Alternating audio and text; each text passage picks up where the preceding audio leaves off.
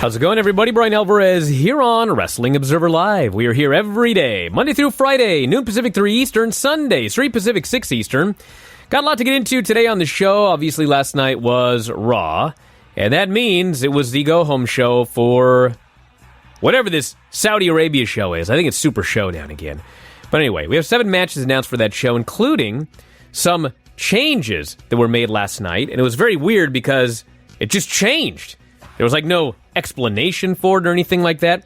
The big change is the gauntlet match for the Tawake Trophy is now AJ Styles, Andrade, Bobby Lashley, Eric Rowan, Truth, and Rey Mysterio. Where did Rusev go? Well, apparently Rusev decided that he didn't want to go to Saudi Arabia. And so he is off the show, and Rey Mysterio is taking his place. So that's a big change there.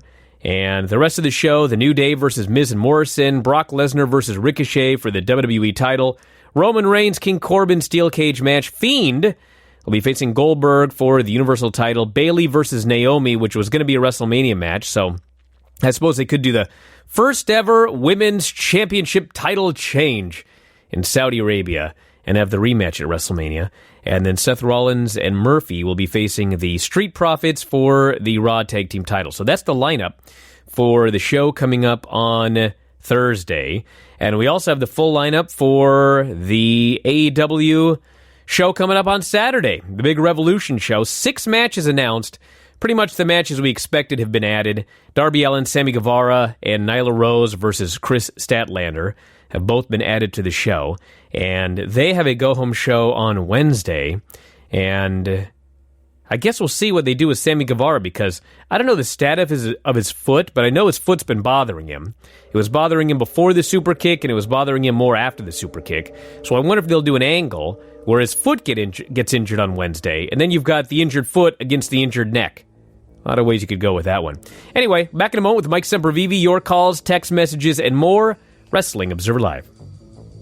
Back in the show, Bryan Alvarez here, Wrestling Observer Live. Mike Sempervive, also of WrestlingObserver.com. Well, we got Raw last night, and aside from 2 things on the show, I thought that Raw was very good. The 2 things that really bothered me were the Murphy-Angelo Dawkins match, which went 10 seconds, and Seth just ran in for the DQ. I was like, are you kidding me? And then the Montreal Screwjob in the main event. And thing with Murphy and Angelo Dawkins, it probably wouldn't have bothered me, but I've already got this go-away heat thing with Seth going on, because every segment he's in is turning into the old Baron Corbin deal, where it's just incessant heat. It's going to be turn-a-channel type deal. He ran in for a DQ 10 seconds in. I was like, dude, it's a third hour. If this thing dies, if this show dies in the third hour, I mean, I'm not saying that's why, but you can't discount something like that. So then, because they had advertised, so they were going to do Murphy versus Angelo Dawkins and Seth versus Montez Ford. Okay? So they advertised this, but then they shoot an angle for Seth versus Montez, it just came out of the blue. That was weird. So because they'd advertised it, I looked at the matches, and I thought, okay, well, Seth and Murphy are facing the Street Profits in Saudi Arabia. Okay, so probably, I don't think they're going to have Montez beat Seth. So, looking at how WWE normally books, well, Seth, I'm sure, will beat Montez Ford via shenanigans, and Angelo Dawkins, who is big, will beat Murphy, who is small. So the Street Profits get a win heading into their tag team title match, right? What could be more logical than that?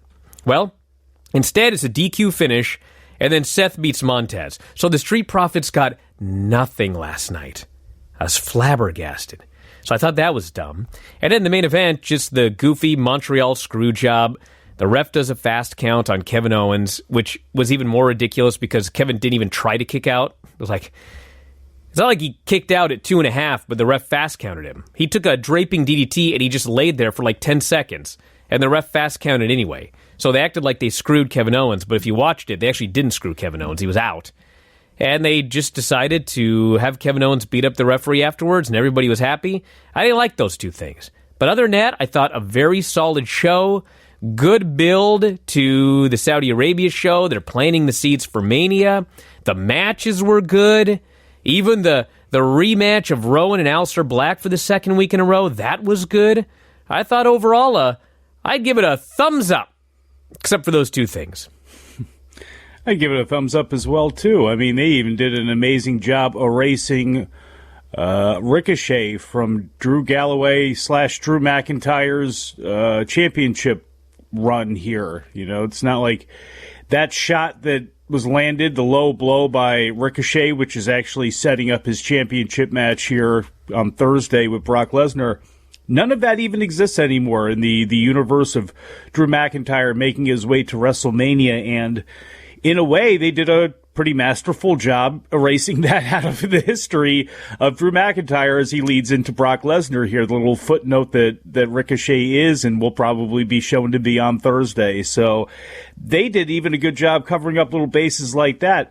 My biggest problem with the show, more than anything, is something that they can't be fixed by anything creatively, and that is the barrier of entry of 3 hours long, how long the show is, and how difficult it is for a layperson or a lapsed fan to get back into.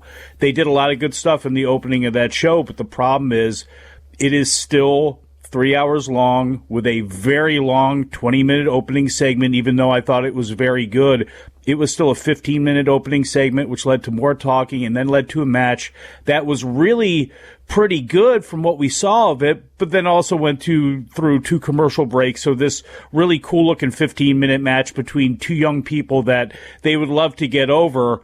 Yeah, I'm wondering how many people in the 6 minutes where they went to commercial maybe tuned back out again or maybe started doing something else, and I just don't think it's very beneficial to that talent, and unfortunately, it's something that nobody there can fix. Only USA could really fix that by pulling it back down to 2 hours. But no matter what they do, it's really always going to be a struggle for them because of that hump that people have to get back into and the amount of time that they have to dedicate to it. All right, so this is what I loved about the show. I thought the Orton promo was good, setting up the main event. The problem was, I complained about this last week, how the third hour started and I had no idea what the main event was. Well, the third hour started this week, and I couldn't remember if we had a main event because it was 2 hours earlier. So I like that they announced the main event at the beginning of the show, but I think that they need to promote it better throughout the show so 2 hours later you don't forget. Hammer it, yeah. I like Angel Garza and Zelina Vega. They clearly are planting the seeds for something. Now, the storyline has always been that Zelina and Andrade are merely business partners.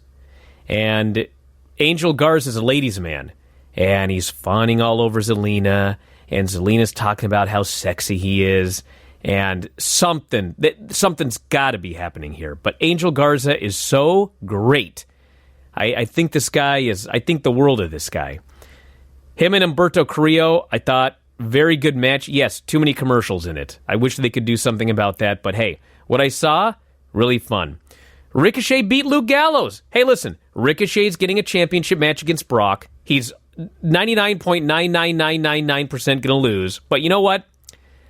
They're having him beat everybody on the way there. Awesome. We have the Lesnar and Heyman promo, which was just a normal promo, except for Heyman's line about, if my aunt had balls, she'd be my uncle, but she isn't, which caused Jerry Lawler to burst into hysterics legitimately. And I hate when they do goofy comedy and the announcers have to fake laugh. But when somebody says something and you actually crack up, the announcers, I love it. You want to know why? Because it's real. We had the Rowan Aleister Black match, which I really liked. We had the Drew McIntyre sit-down, which, listen, it's not as good as... trouble hearing you. Oh, come on, Siri. Yeah, me really? too. What did I say? Did I say the word Siri somewhere in there? Talking nonsense. That's what's going on. That's why she's having trouble. So listen, this was not as good as when AEW sits Jim Ross down with somebody and it's actually like a real interview. This was still a WWE-style interview, but it was way more loose and it was way better than usual. And you're starting to know a little something about Drew. You're starting to understand his struggle. Nobody's turning on the guy because he's not a geek. This is good. It's a great interview. It's a great interview. I really love the Women's Elimination Chamber contract signing because of Asuka. She's in the top 5 best promos on Raw, probably in the whole company. hands down. I understand 40% of what she's saying, but it's just great. And the only criticism I have is Shayna gets in the ring to brawl with Becky, and 85 security people come out. Where were they when Randy Orton was killing Edge? I mean, come on. And then the rest of the show was the rest of the show. I do want to say one other thing that I didn't like was the announcement of when Edge is returning.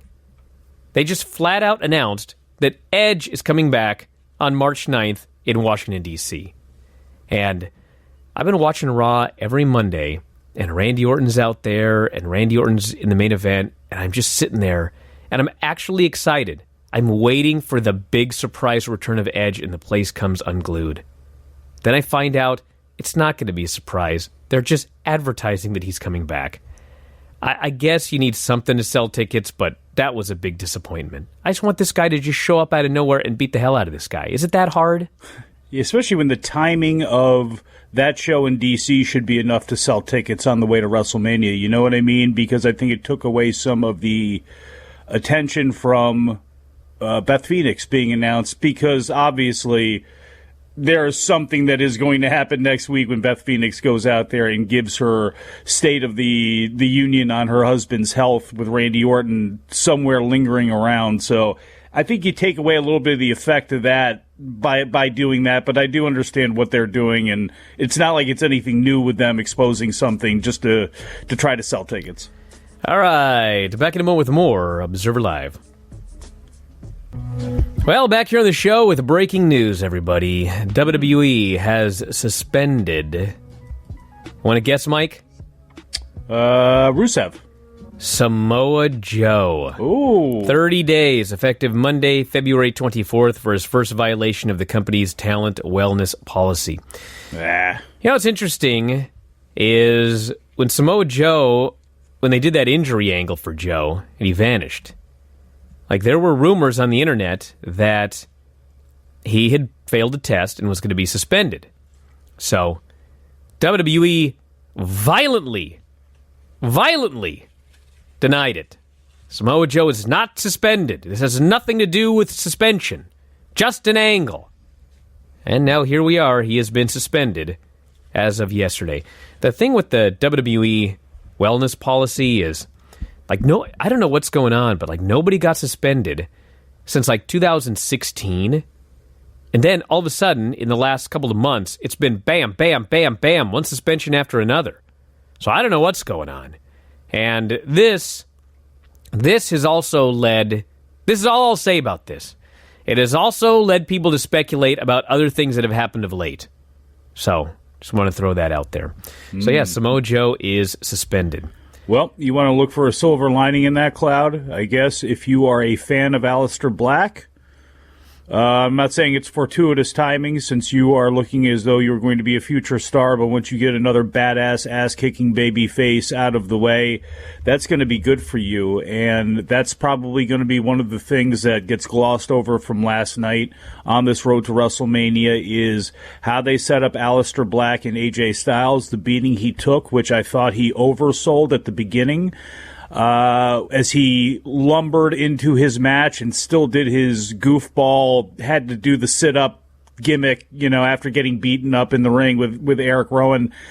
I didn't like that, but then from there, I thought they told a great story with that match. I think the beating that he took played well into Eric Rowan being considered a threat, especially after he lost last week, as we go into this 2-8 Cup situation in which Eric Rowan is a participant. I think they did a really good job with that. It was a little bit goofy at the end when he hit the cage and everything, but I thought the match itself was actually pretty damn good, and I think it was overall a very good performance for Aleister Black, and I was a little shaky, like I said at first, how it was going to be, how he was selling and how they were setting things up, but I thought by the end they did a tremendous job with that, and I think it was one of those things that may get glossed over in the grand scheme of this week, but I thought it was an excellent job. All right, so the other thing I want to mention is, in years past with the wellness policy, I mean, they have done deals where they wait to suspend somebody. So I don't know if Joe just failed or if, in fact, he did fail quite a while ago.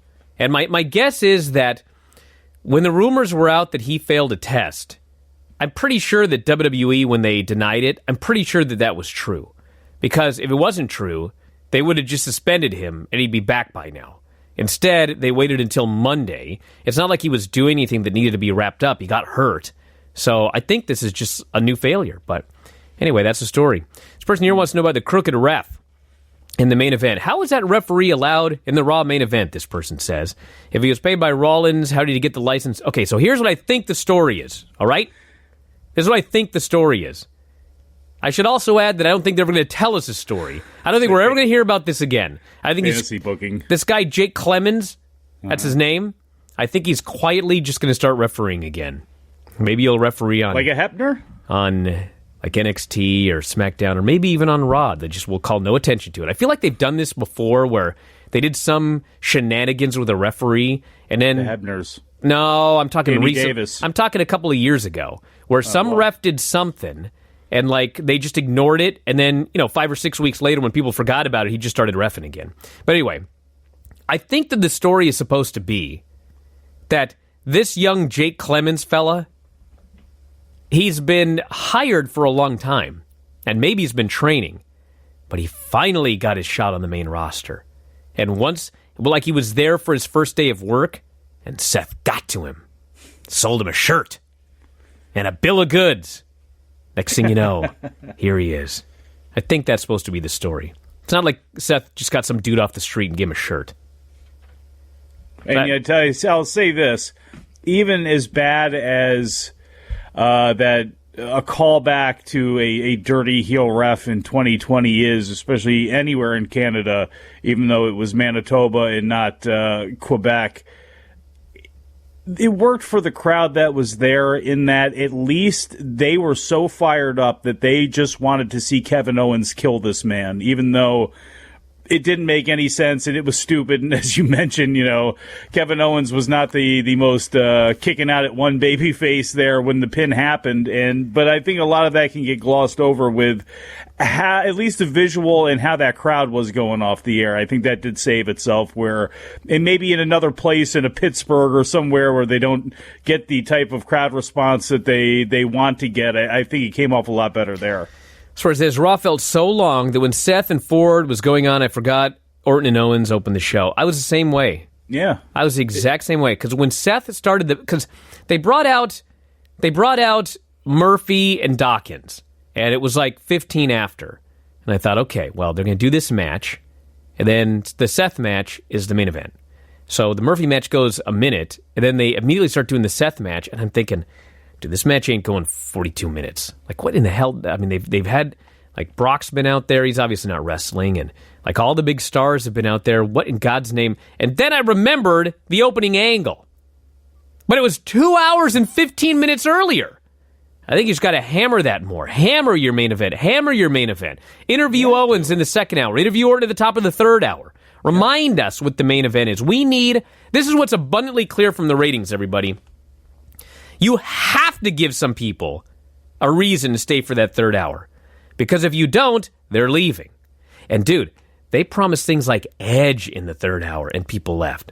So you can't just make an announcement at the beginning of the show and then not talk about it for 3 more hours. No, it's the same thing every single week. You know the enemy that you're fighting, and you've got to try to sell it. You got to throw the graphics up there. My God, you got 3 hours. You got plenty of time to go ahead and do it. You got a better chance to structure that show in a different way. They need to do that. Again, talking about with the commercials, it's tough. I mean, I was watching, after the women's press conference, my brain didn't shut off. I knew there was more to go, but it's like, man, you could have ended this thing here, and in another area, you could have ended it here, and it would have had a lot more impact. But unfortunately, they just have so much going on. And, if you're a regular watcher of Raw and you watch the 3 hours every single week and you either watch live or you fast forward minimally, you probably thought last night's show flowed super smooth and was the best, smoothest Raw, 3-hour Raw in some time. And you would be right. But the problem is it's just everybody else out there that either can't maintain until 11 o'clock, don't want to maintain till 11 o'clock, whatever it is. You're always going to have problems there. And they've got to figure out a way to try to structure that show better, to try to retain those people at the end. Otherwise, you might as well flip the whole thing upside down and really go Saturday night's main event and just sacrifice from 10 to 11. All right, so I got a brilliant idea, if I do say so myself. So they announced that Edge is going to show up in Washington, D.C. in a few weeks. Okay. I think that's stupid. I'm wanting a surprise return, okay? So, they've announced that next week on Raw, Beth Phoenix is going to be there. It says here, Beth Phoenix returns to Raw with a medical update on Edge. Little to no news has emerged of Edge's condition in the week since Randy Orton attacked the returning WWE Hall of Famer. Next week, the Rated R Superstars family will break its silence when Beth Phoenix arrives on Raw. The Glamazon, a WWE Hall of Famer in her own right, and wife of the injured Edge, will return to Team Red to provide a medical update on the former WWE champion. Phoenix has provided no clues as to which way things are headed. Well, apparently they're headed in the right direction since they advertised his return. One way or another, the WWE Universe will have answers as to what lies ahead for the legendary superstar, if not the motivation of the man who put him out of action in the first place. So anyway, Beth is there next week, and I had people here saying, well, Randy's going to RKO her.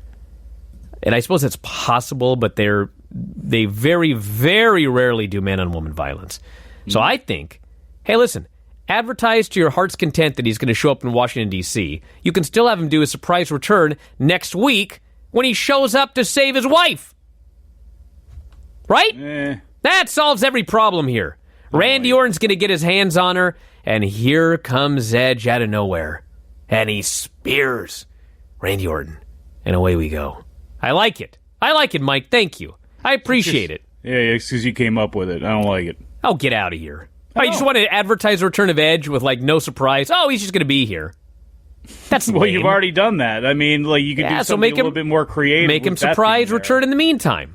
Oh, God. Yes. No. You're just arguing for the sake of arguing now. Oh, is that what it is, yes. Mr. Radio Man? Well, tell me why then. Tell me why it would be better to just advertise his return. Well, because you've now already done that, and I think if you want to do something more creative that way, I think that would be the case. Okay, what could be more creative? You're coming up with something just I had an idea. Tell me something more creative then. I don't care. Okay, so my idea is more creative. Okay, great. Thank you.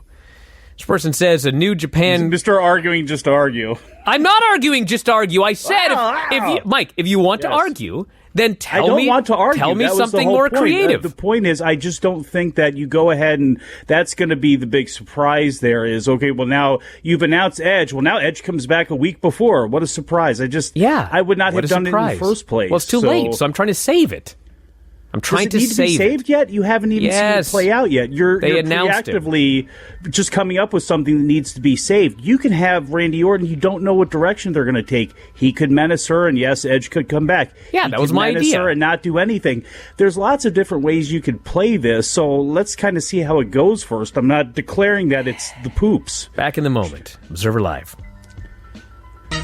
All right, here's the lineups for the next couple of days. We have got the Saudi Arabia show on Thursday, which luckily for all of us is going to be happening in the middle of Wrestling Observer Live. I can't wait to watch that show in the middle of this show.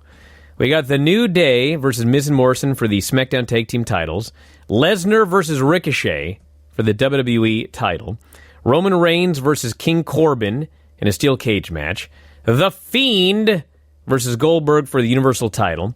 AJ, Andrade, Lashley, Rowan, Truth, and Rey Mysterio will be facing off in a gauntlet match for the To-Wake Trophy. It's a mountain. Bayley versus Naomi, SmackDown Women's title. Rollins and Murphy against the Street Profits for the Raw Tag Team titles. Did you guys remember that Seth and Murphy were the Raw Tag Team champions? Well, they are at the moment. For Saturday, AEW Revolution, Chris Jericho is facing Jon Moxley, AEW World title. MJF faces Cody in a singles match. Kenny Omega and Hangman Page against the new best-selling authors of the Young Bucks, AEW World Tag Team titles. Jake Hager versus Dustin Rhodes, and added yesterday, Darby Allin, Sammy Guevara, and Nyla Rose versus Chris Statlander for the AEW Women's World title. 6 matches. It's going to be probably about a 3-hour show, so maybe they'll add more, maybe they won't. Because I suspect Jericho Moxley's probably going 25, MJF Cody probably going 25. Omega Hangman probably going close to 25. So, I mean, these are some long matches we're probably going to have for AEW on Saturday. But looking to be an excellent show with the go-home show tomorrow, where they got to hammer home that angle where MJF tries to get Cody to hit him. That's his last chance. He's been foiled. Everything he's tried for Cody. This is his last opportunity to get that match canceled. Looks as though the Young Bucks may not be the only best-selling authors here, as Adam Page himself. What is it, the Caldecott Award? Whatever it is for the children's out there. But Adam and the Golden Horseshoe, available for pre-order now. It is coming out on May 24th. A story by Hangman Adam Page. Illustrations by Dylan Coburn. He did put that up. So a battle of literary giants now taking place in AEW. Even more divide taking place with the Elite now. No word on Kenny Omega or anybody else writing any of their tomes. You can't turn this guy heel now. Hell no, not with a children's book. You what cannot kind of heel turn company this guy. are you? I mean, you can try, but I mean, historically, once you turn heel, there goes your merch numbers. It's a little bit less nowadays because we've got so many super hardcore fans who'll just buy anything. But in the old days, like if you were a babyface and you turned heel, like that was the end of your merch sales. And there were wrestlers that would fight heel turns because they didn't want to lose their merch money. Don't know how it is in AEW. I think it's too many hardcores right now for it to affect it too badly. But I wouldn't turn this guy heel. You kidding me? Might have to go with some non-alcoholic drinks here in the lead up to this book sale, but. This person says, I like the idea of Edge baiting Randy. Baiting him. He tries to assault Beth, but he falls into the trap. That's right. That's right. He falls into the trap. This person here says, Samoa Joe suspension ends March 25. I know it'll be hard for WWE to put their faith in him, but by any chance, can he still get booked for a match at Mania? Well, it's Samoa Joe's first ever suspension, and honest to God, based on guys that have been suspended. I mean, dude, they suspended Roman Reigns, and he was right back in the top spot right when he came back. Andrade is going to be right back in the exact same spot when he comes back. The bigger issue to me, if I'm Samoa Joe, is that he got injured so many times. Like, that's the thing with Vince McMahon. Once you start getting injured a lot, he loses faith in you. Unless you're like his son-in-law. Then it doesn't count. But if you look at, I mean, it's been mentioned 1,000 times, but if you look at how many times that Rey Mysterio has been out of action for an injury, and you look at how many times Triple H has been out of action for an injury, Triple H has been out of action more often than Rey Mysterio, but Rey Mysterio has a reputation of being injury-prone, and Triple H does not, because that's the politics of WWE. So, to me, as long as Vince is there, I mean, I would be worried if I were Joe, just that I had so many injuries over such a short period of time. We'll see. I hope he's on the Mania card. There's always that Battle Royal. And look, I mean, to be honest, I mean, they announced it, but this could be retroactive to a day as well, too. You know, I don't know if he just, immediately failed this morning or last night. And they announced Monday. To announce it. So, I mean, yeah, they announced it Monday, but when did he actually fail it? Well, they said it was effective Monday. Yeah, say effective Monday. Well, I guess 30 so, days from Monday. Well, it's still weird. Again, it's like you mentioned earlier on. Why now? Why the flood of them now? Because, again, was it a hole in the testing system? If you really start to think about it, it's hard not to be conspiratorial. And you could do this with any sport or any business or anything like that. I know there are places where guys, they test the one guy that they know is not going to come up with anything, and then they do their best to dance around other people because they need warm bodies or whatever the reasoning is behind it. They don't want numbers to look bad. So it is very interesting that now things have settled down, and I know there's still a contracts, ahoy for people out there, but now that people have kind of settled where they're going to settle and things have been established, it is interesting timing that now all of a sudden that these things start creeping back out there from WWE. All right, this person says, I know for a fact this is something you've discussed before. You're right, 90,000 times. But after being on Twitter, well, that's your first problem. Don't go on Twitter. He says, if you watch Dynamite on the TNT app, or if you watch Raw on the USA app, or any other streaming app, does it count towards the total viewer count? Yes. If you watch it legally, it counts. He says, it seems everyone thinks the views don't count, and both shows have thousands of phantom viewers. Yes, because people are dumb. Okay? If you're watching it legally, it counts. Now, if you want to talk about phantom viewers, you're welcome to add in the DVR plus 7. Okay? That does not get counted into Wednesday. You want to know why? Let me explain it to you. Because Wednesday, the ratings come out Thursday. You know what Thursday is, Mike? It's the day after Wednesday. It is. Okay? So, plus 7 hasn't happened yet. Right? Okay. So, the plus 7 counts 7 days later. Got it? Why are okay. you yelling? Because I'm sick of these people. Jesus Christmas. The phantom viewers, if you want to count plus 7, you can count plus 7, but they only count 7 days later, not the next day. That's why it's called plus 7. Got it? And also, if you add the plus 7, everybody, then AEW is doing about 1.4, actually maybe 1.5 million viewers this week because they were above 900,000 if I recall. And NXT is doing about 1.2, 1.3. So if you want to go on Twitter and tell people that those are the actual numbers, you're welcome to do that. But everyone stop with this streaming thing. All right, go ahead, Mike. You all right? I'm fine. Don't you go all I feel Bobcat great. Here. Okay, good. If not, then you might need to take a day off tomorrow. I would never take a day off from this show. No, you would not. But what really matters, though, too, for advertisers, obviously, and the networks are DVR plus 3, though. And that's something that is just There's plus 3 and plus 7. There is plus 3 and there's plus 7, and it's not to discount 7 because for advertising issues and things like that, that's 7. You know, it does That's matter. all I hear about is plus 7. But the reality is plus 3 when you look at it as far as, you know, people that, you know, that instant replay value, the water cooler thing, got to get to the DVR, got to see what happened on the show and everything, including also timely advertising, which takes place during those shows for other shows for the network and other things that are taking place. That plus 3 is dramatically more important than the plus 7 is. First says, I'm saddened to see what is happening with Joe. Injuries and now suspension. It's a shame he's never had a real Mania match. 2017, despite being on the main roster, not used. 2018, supposed to face Cena, got injured. 2019, 60-second squash with Ray. Hey, at least he was on the show. It would have been better than a 60-second match, but he was there. And 2020, most likely no Mania match either. Don't give up yet. There's still time. And I don't mean to be, you know, too content with Samoa Joe's life in WWE, but, you know, it's not to the point of Daniel Bryan, but I got to be honest. If you would have asked me in 1999 when this dude was wrestling S.A. Rios on Jacked and just the trajectory of a lot of these guys, to see Roderick Strong, AJ Styles, Samoa Joe, Daniel Bryan. I'm not saying that he won or anything like that, but I got to be honest with where his career is at, with how he was looked upon by Triple H, and where he actually ascended to. If it all ended tomorrow, I'm not saying that Samoa Joe is the ultimate winner, but you can't hammer his career. It's like people that jump on Shinsuke Nakamura. WWE killed Shinsuke. Not really. I mean, Shinsuke Nakamura was made in New Japan. Any version that happens after that, I mean, it is what it is. And Samoa Joe, I think, he ascended and got to a place that I never thought he'd get to, and I don't think a lot of people thought he'd get to, not because of his skill level or his hard work, but just because he wasn't going to be offered that opportunity.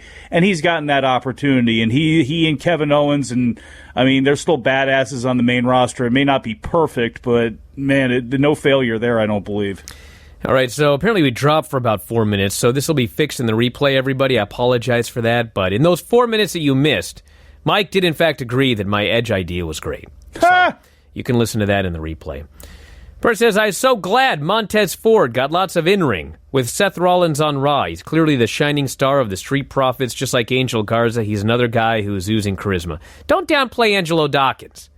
I've seen some Angelo Dawkins comebacks that are awesome. And that guy's got a lot of charisma as well. This is not, to me, this team is not Shawn Michaels and Marty Jannetty. I think these guys are both very talented. Person loves the Drew sit-down interview on Raw. Felt it was similar to the interviews AEW have been doing with JR. Drew telling his complete career story sounded so real and unscripted. And by the end, I believed that he had earned his way to the main event of WrestleMania. Which, by the way, SmackDown, they had a sit-down interview with Lacey Evans. Which is just so... I wish I could swear on this show. It was effing ridiculous. So, she's a sassy Southern belle, and like now they're acknowledging that that's just a character that she plays. So, like, I think it was Renee Renee starts the interview and she says, "How are you doing?" And Lacey goes, "Oh, you nasty." And she does her wacky handkerchief. But then she becomes the real Lacey Evans. And she drops the accent and she drops the gimmick. And she just talks normal. And then she gets asked another question. And she goes back into character. And then she drops the character. Like, okay, so hold on a second. So at least you people understand that we're going to care about her more if we think that she's real. But you also can't just get rid of the stupid character. You know what I'm saying? Like, she has to be the sassy Southern Belle. You can't just drop that stuff and just let her be who she is. Because you're acknowledging that we're going to get into her more when she is who she is as opposed to the gimmick, because she drops the gimmick for the interview. So why can't we just drop the stupid gimmick overall? Which is so weird. It was absolutely bizarre. It's like if they were interviewing Kamala and like Michael Cole asked a question and Kamala goes, "Ah!" So anyway, Michael, I do agree that it sucked to be put in that casket. You know how stupid that would be? Sugar Bear Harris mode. How dumb that would be? It would be really dumb. That's how dumb. There's a lot of that takes place over there on SmackDown. This person says, "Can you imagine if Jericho was in WWE, how hard they would have buried him in his hometown of Winnipeg?" Yeah, he would have been Kevin Owens. He's the guy that would have been screwed by the gimmick referee in Canada. Not even the same. They were in Winnipeg. Not even in Montreal. But hey, we're in Canada in 2020. Montreal Screwjob was 1997. Hold on a second. I gotta do some research here. MJF was born in 1996. So MJF was 1 year old when they did the Montreal Screwjob. And here we are in 2020, they're still doing this. Huh. Aghast. Well. And we dropped again. So you know what, everybody? We're going to commercial. And we'll be back in just a moment with more, because this is and remains Wrestling Observer Live. Back in the show, Bryan Alvarez here, Wrestling Observer Live. Mike Sempervive, also of WrestlingObserver.com. I guess I'll just wrap the show up here on my own. So, hey, here's the deal, everybody. This person says, with all the travel issues in Saudi Arabia last time, do you think they are taking any precautions this time around? Well, my love, listen. Okay? I've said this 1,000 times. It was not mechanical issues. I know that that's now like the historic record. But dude, this is Saudi Arabia, okay? They weren't in Antarctica, okay? A plane doesn't get grounded for 28 hours without there being a way to get on another plane and go home. Do you understand what I'm saying? Like, if anybody listening to this right now can find me an example of when there was mechanical issues with a flight that you were on and you had to sit there for 28 hours, no other available flights, not one single seat in one single airplane anywhere in the airport available to get anybody out of there. When money isn't an issue. I mean, come on. It was not a mechanical issue. There are no precautions to take except whatever precautions Vince needs to take when he's dealing with the Saudi government. That's the story. Oh, by the way, John Cena, he helped to be that precaution, why he was announced in the way that he was on the date that he was. So, there's all right, everybody. Too. Yes, we're out of time. I want to thank everybody for listening. Apologize for the issues with TuneIn Radio and the stream. But hey, as always, the replay here, pristine. So check it out at WrestlingObserver.com. And that's it, everybody. I want to thank Mike, as always, callers and listeners, everybody in the studio. Talk to you again tomorrow. Wrestling Observer Live.